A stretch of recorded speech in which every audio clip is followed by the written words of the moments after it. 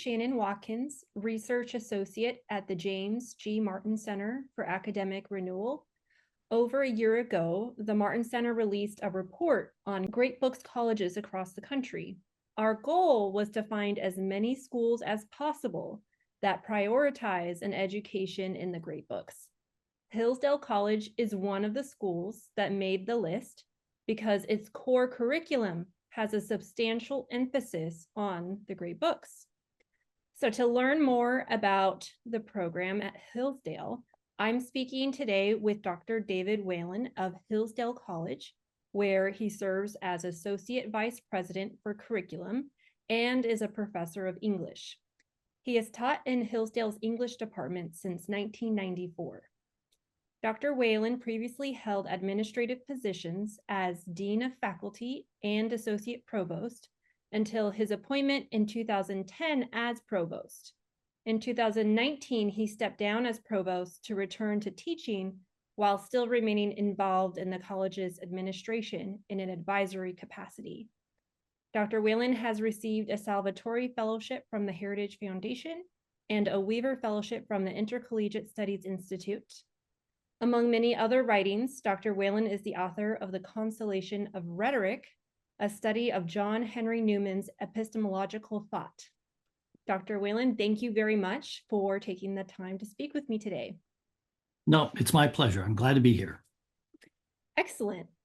So just to get started, how is Hillsdale's core different from the core or general education curricula offered at other institutions? And could you give us a brief overview of the required courses? Sure. I'll begin with a brief overview, and then I'll describe in what essential way I think it's quite different from most institutions, even when those institutions have some general education requirements. So at first, this will just sound like a list, but about almost half of a student's coursework here across 4 years at Hillsdale is spent in the core. That is, it's spread across all 4 years. It's not something that you do for 1 year or 2 years and then you're finished with it and you move on. It's spread across all 4 years. It's more intense at the first couple of years, but it's present. It's designed to be present in students' experience and imaginations pretty much all the time. So it's a little bit north of 50 credit hours. We require 124 to graduate. Every student must take, and these are prescribed courses. These aren't, these courses I'm going to name are specific and they're tailor-made as core courses. They're not just courses in a discipline, but every student takes 3 semesters of a literature course, 2 semesters of history, that's Western history, and then Western heritage, and then American heritage. They take a course in theology, take a course in philosophy, they take a course in physics, chemistry, biology, mathematics. They take a course in the U.S. Constitution, politics course. They take a course in the social science, perhaps economics or psychology, and they take an art course as well. And again, these courses are, for the most part, entirely specified. If you're going to pursue a Bachelor of Arts, you must also take a language. It could be a classical language, Greek or Latin, or it could be a modern language, French, Spanish, or German. And when I say take a language, what I mean is you must meet at least something like 12 credit hours equivalent of study in that language. So there are other details I could go into. I should mention the capstone course in the senior year.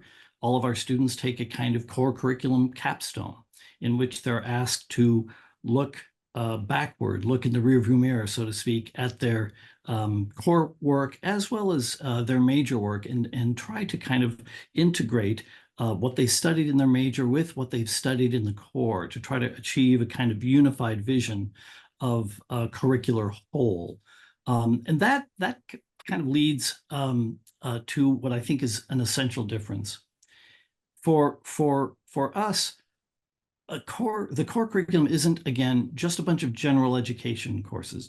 Take a little bit of this, take a little bit of that, learn a little bit about history, learn a little bit about art, learn something scientific, and then talk to me when you're done. This kind of approach to general education at best results in we think a kind of dilettantism, a kind of a superficial smattering of odds and ends. Here, not only are the courses specifically designed as core courses, in other words, they're designed to present the fundamental principles of this or that discipline in a way that integrates and connects with what what the students are studying in their other core courses as well. So in other words, there is a kind of programmatic, there is some latitude in sequence, but there is also some prescription of the sequence in which one takes the core courses. So in other words, here the core is more of an integrated unity than just a collection of odds and ends. It builds, it's mutually reinforcing. The science courses all mutually reinforce each other, and we ask that they take a particular science course first before they take the others, because it sort of sets the stage for the others. So too, English and history mutually reinforce each other. I could go on, but my point is, it's not a grab bag of coursework. It is an integrated unity that tries to pull students into a kind of comprehensive, what we call theoretical view of the world. By theoretical, I don't mean unreal. I mean principled, philosophical, and conceptually robust. Oh, that sounds fantastic, and I couldn't be more excited to hear that. And I believe John Henry Newman, he speaks about this unity of knowledge, and yeah, and it really is just lacking so much in academia, and I'm very happy to hear about this program that you're describing. Yeah, if I may, yes. You mentioned this unity of knowledge. That's very important. That's not, again, a kind of accidental byproduct. I think in our day, I think it's safe to say most academics have kind of despaired of the idea that there is a unity of knowledge, that knowledge can form a kind of integrated whole. I've even heard it argued that ever since the 19th century, the quantity, the sheer overwhelming quantity of things to be learned makes it impossible for there to be any sort of unified understanding of knowledge. I think that's deeply mistaken. It has nothing to do with the quantity of knowledge. It has a great deal to do with the integration of principles. I mean, we all occupy one world, one reality. We're living, as A.D. Nuttall at Oxford used to say, we are living under a common sky. So that unity of knowledge is still very much the object of a liberal arts education. So I'm glad you brought that up. Excellent. Thank you for that. I'm curious what I don't know if there's a prescribed list for all these courses, but what are the typical or most often read books that students will encounter through this program? Where do I begin? Students will read in virtually all of the courses, not absolutely all, but almost all the courses I listed a moment ago.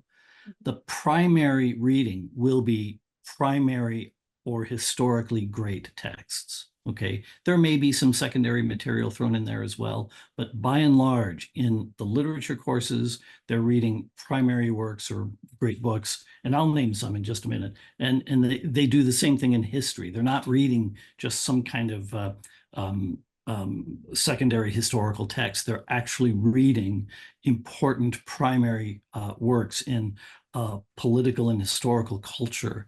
So too in the Constitution course, they're reading primary great works.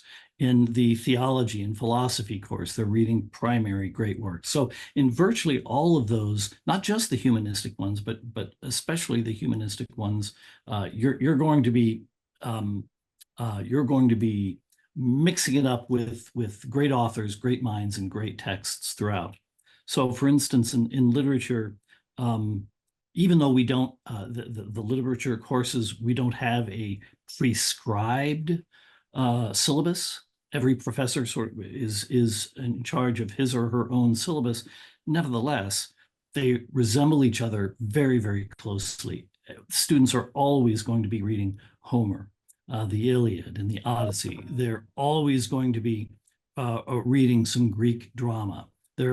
Our courses are organized historically. So that first literature course begins in the ancient world, Hebrew and the Greek and Hebrew and Roman ancient world up through the Middle Ages. So they'll always read some of the Bible. They'll read Saint Augustine. They'll read Dante and Chaucer, and eventually Shakespeare and Wordsworth, et cetera, et cetera. So so too in the history, they're reading Thucydides and Herodotus, et cetera, all the way up through the American experience. So it's a pretty busy place with great books. The grand old names are familiar to our students. Our students often think of these authors as companions. They're certainly their intellectual companions. They're thinking along with Plato. They're thinking along with Aristotle and Cicero, et cetera, et cetera. That sounds fantastic. So I this is related to what we were talking about earlier with the unity of knowledge and that being contrasted with what you described as sort of a smattering of subjects, of collected knowledge that really doesn't connect well to each other. But so this is connected, but we live in a time of, as you know, professional specialization and skills training, where we often hear about, well, what are you going to do with that for a job? And so often the value of a core or a general education is often questioned fundamentally, especially one that focuses on what we've been talking about, a traditional liberal arts education. So could you speak more directly to why are core curricula important in the first place? Why do they still matter even in this time of professionalization? Well, that is such a great question. I'm glad you have all afternoon, because we'll be here for 4 or 5 hours. No, in all seriousness, there are two essential answers to that question. One could go on and develop some more, but at heart, I think the importance of a core curriculum derives its urgency from human nature. That is, it is in essence an education in being human. It's an education in our humanity. And I'm not just talking about the humanities. The sciences do this as well. That is, a core curriculum educates the person as a person, not simply the person as a laborer or a worker or a functionary in some sort of for-profit or non-for-profit organization. John Stuart Mill, in the 19th century, famously said, a person is a person before that person is a doctor or a lawyer or a bricklayer or what have you. The point of a good core curriculum or a good general education, I usually avoid the phrase general education, but the point of a good one is that it seeks to realize in the person their full humanity. It seeks to develop their understanding of the nature of the world, develop their susceptibility to what is beautiful and good in the world, in reality, and to develop their moral readiness to engage living at a kind of peak of human intensity. I don't mean to make that, I hope that doesn't sound awfully, airy or romantic. But but people really are people before they're this or that profession, and the peopleness of them requires formation and fulfillment, as well as their professional activity. So one part of the answer is it's an education in their humanity, and that comes first. It comes first in every possible sense. The second thing has to do with what's wrong, as it were, with a purely specialized education. I think you're right. The world we live in is it's not just specialized, it's hyper specialized. And the result is a complete fragmentation, a complete shattering of the conceptual unity, both with respect to what is to be known, but also our fragmentation of our social fabric, fabrication of our fragmentation, excuse me, of our aesthetic imaginations. It's really a kind of crippling and intellectually and aesthetically crippling interior condition that we perpetuate when we simply immerse ourselves in purely specialized formation to the neglect of our human formation. So I think it was Richard Weaver who says somewhere that a specialists often decline to make judgments about things that are in common, about the general affairs of the world. They think of themselves as equipped to make judgments only about their specially trained abilities or subject matters. That's a very dangerous thing if it's true, because if we're all specialists and we all focus entirely on our specialization, then in our public life, in our political life, we are disinclined to pass judgments, to make judgments that, especially in a self-governing republic, are extremely important and need to be made. What if we're all allergic to making judgments about things in common because we don't think we are qualified to make such judgments? So anyway, it's an interesting thought of Weaver's, but for these two reasons, human development and the ills that are consequent upon highly and exclusively specialized formation, I think a robust core curriculum, a robust general education is both necessary and a kind of remedy to a present ill. Thank you so much for that. I've spent a good amount of time thinking about this question specifically, and I could just print up what you just said and like, here's your answer. Well, thank you. Thank you. So what have students what have they said about the core? How was their response? Is the core part of the appeal of a Hillsdale education? Yeah, it's just, I would love to hear about that. Any courses in particular that that they particularly love? No, that's very good. So one thing to say is that the college is very intent on students knowing what they're getting into. That is, when we recruit students, when we speak to prospective students and their families, we're very clear about the importance and the gravity of our core curriculum. In fact, one way we have of talking about it is to say to inquirers, the core here is as important, if not more important, than your major. And that's counterintuitive, because the world you and I live in, everybody thinks in terms of, well, you're in college. What are you studying in college? What's your major? What is your specialty?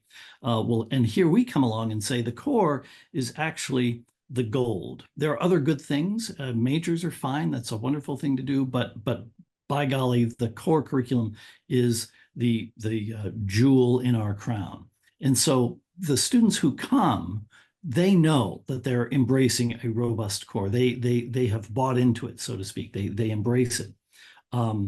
That said, they they can be they can be a little bit almost cocky about the core curriculum. They're rather proud that they're studying not just this variety of things, but these really essentially important disciplines in their fundamental principles. They're very pleased to have that. Now, students are students. Sometimes, they have a busy semester and they think, oh my gosh, this philosophy class is killing me. And of course, people have their preferences, right? Some people prefer scientific disciplines, others prefer humanistic ones, and there's a natural human tendency to roll your eyes a little bit at having to take another course in this area or that area. But as I say, even though there's a little bit of eye rolling, it's human nature to prefer some things more than others. In the main, the students are really pretty proud. They're pretty proud, and I mean that in a good way, of what they've studied. And evidence for that is you can see evidence for that in the way a graduate will respond to meeting some other Hillsdale graduate, maybe from another year whom they did not know, but if they meet them through their work or their place of residence or what have you, it's like a reunion. Even if they're strangers, they didn't know each other. It's, oh, you're a Hillsdale, oh wow, and they'll start sharing notes about, oh, did you have Doc Connor? Did you have so and so? And did you study with it? So there's a kind of filial relationship, even with students whom they did not know when they were here. So at any rate, yes, I think the students are actually quite proud of the breadth and the depth of their learning. They're certainly proud of their majors as well. There is a core course, I don't think I mentioned this earlier, that is really wonderfully taught, but dreaded. That is the students that we require a course in classical logic and rhetoric. And this is, again, it's required of everybody. It's dreaded because students either studied something of that nature in high school, so they think they already know it, or they actually have no idea what that might entail. I mean, when you say biology, everyone, yeah, I know what that is, but logic and rhetoric, they can scratch their heads a little bit. So it's dreaded is a strong word, but students like, what am I getting into here? And in fact, it's beautifully and brilliantly taught. We've got some excellent professors who teach this classical logic and rhetoric, and so students will like to talk about how, oh, I've got to do that now. I've got to take that course now. But when they do, I won't say that they all fall in love with it. I mean, we don't like have a classical logic and rhetoric department, or you can't major in it, so to speak. But they're very proud of having wrapped their minds around such fundamental things that actually percolate through all of their studies and all of the academic disciplines here. That's one of the reasons we require that course. It touches everything, whether you're talking about math or philosophy, it touches everything. So they get it, they see it, and appreciate it. Thank you. I'm friends with several Hillsdale alumni, and I can testify to their enthusiasm when they meet fellow. Right. Yeah. It's you're tempted to call it some kind of secret society. They must have a secret handshake or something. They Hillsdale alumni love each other even if they've never met each other. It's really a neat thing. Yeah, that's very special. I know you touched on this briefly about faculty and their role in creating syllabi, but I just wanted to flesh that out a little bit more. So what is the role of faculty in teaching the core courses? And you mentioned they have flexibility in designing their syllabi and I would assume the course readings. So that was a question you'd answered, but I'm also curious, in many institutions, we see this tension between teaching and research, and it's because all of the professional incentives are for professors to prioritize their research really, and that reflects Right. in their teaching and the attention they give. So how does Hillsdale navigate that tension, and how is it different from other mainstream schools? Yes, yes. Well, Hillsdale is primarily an undergraduate liberal arts institution. And that means our focus, our highest priority, without question, with zero ambiguity, is teaching. The classroom is the most important place on campus, by far. We support research. We like faculty research. We encourage it. In fact, we require a continued activity in the pursuit of one's scholarly currency. So that's actually a criterion of professional evaluation. But the highest criterion of our faculty evaluation procedure is teaching effectiveness. Are you a good teacher? Teaching comes first. Research and scholarship is second. So right away, that's the reverse of what you have at many, certainly research institutions, where you're quite correct. Publication or professional productivity is the measure, and teaching is something you kind of do on the side. Again, if you have the idea, by you, I mean, if one has the idea that human formation is the essence of what your education is about, then clearly teaching, and not yet another article about this or that, is going to be the priority. So faculty are hired with that understanding that there's, again, no ambiguity about that. We, meaning the faculty, we love our disciplines. We love scholarship. We love learning, but we love even more teaching and working with students and bringing students to a love for that learning. When I was provost, I mean, this will sound ridiculously simple or simplistic, but when I was provost, and was involved in year after year after year of hiring new faculty, you could sum up my essential criterion of judgment as to whom to hire.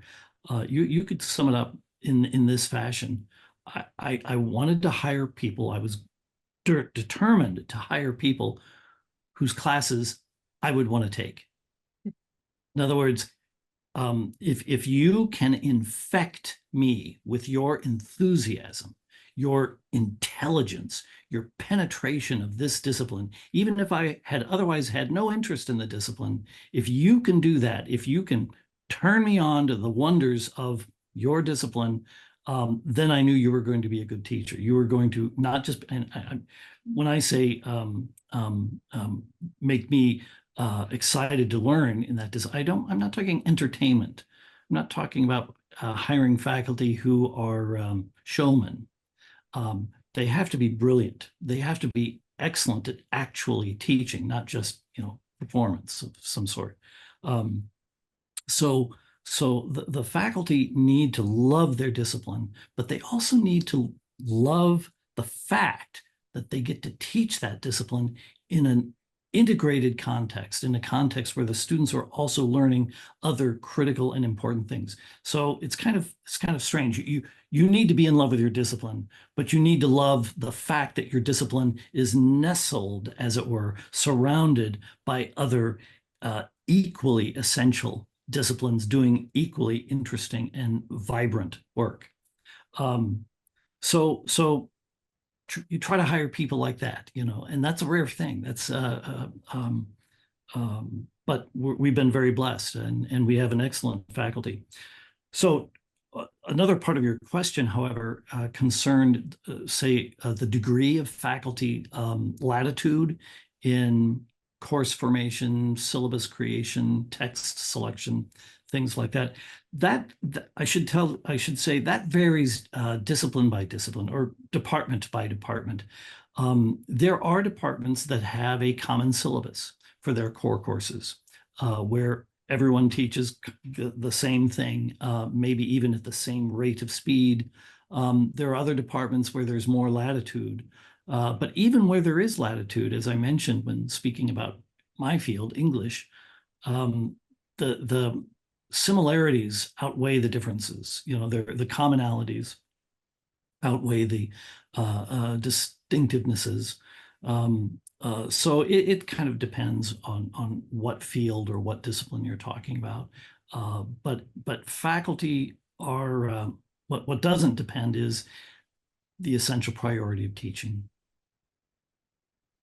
Thank you. And I truly believe whether an institution is a research institution or just an undergraduate institution, I mean, I believe that every four-year school that offers four-year degrees really needs to have this order of priorities that you just described, because teaching really, as you said, should come first. And I think that that's excellent. I'm very happy to hear that that's how Hillsdale operates, and you know, and doesn't discourage. In fact, as you said, encourages scholarship. Also, I think that's fantastic. Well, Dr. Whalen, those are all of my questions. But if there's anything else you would like to add about a Hillsdale education, the core, anything, feel free. Otherwise, we can conclude. Okay. Well, I think I've at least alluded to most of the essential points having to bear on our core curriculum and the college philosophy. Maybe I'll just make one last point. The something else to say about the core curriculum is that the lies behind the reason for the prominence of the great books in the core curriculum. What students are doing here, we're developing the humanity. I talked about that, but it's not, again, in a vacuum. They are recipients through the core curriculum. They are recipients of what you might call a kind of patrimony, a heritage, an inheritance. Of course, it's a heritage that is not very popular, shall we say, in a lot of academic institutions today, but it is a massively worthwhile, beautiful, and rich intellectual and cultural patrimony that you hand on to students when you focus on great primary texts. They are changed for their entire lives. They are better for having immersed themselves in those great thinkers and writers and historical figures. So that patrimony is an important thing too. The college is we often describe the college's commitments as consisting of four pillars: high learning, character formation, faith. Hillsdale's a Christian college, and freedom. So high learning, character, faith, and freedom. These things are all made rich and robust through the core curriculum and through the presence of great primary texts in the core curriculum. It's a kind of integrated inheritance that we're passing along. So I guess that's one point that I didn't really make that I think is very important. Well, no, it's a very worthy point, and I appreciate it. Yes, thank you so much, Dr. Whalen. I learned a lot in our conversation, and I really appreciate your time today. Well, if you ever find yourself near Hillsdale, swing by and say hello. I certainly will. Thank you. Great. All right. Thank you very much.